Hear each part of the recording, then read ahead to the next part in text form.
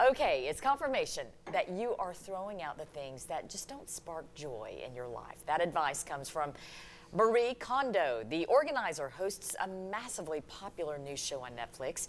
Here in East Tennessee, KARM says it's feeling the benefits. In the first week of January, it saw 65% more visitors coming in. That number has fallen to a 15% increase. A KARM spokesperson says he's seeing even more donations.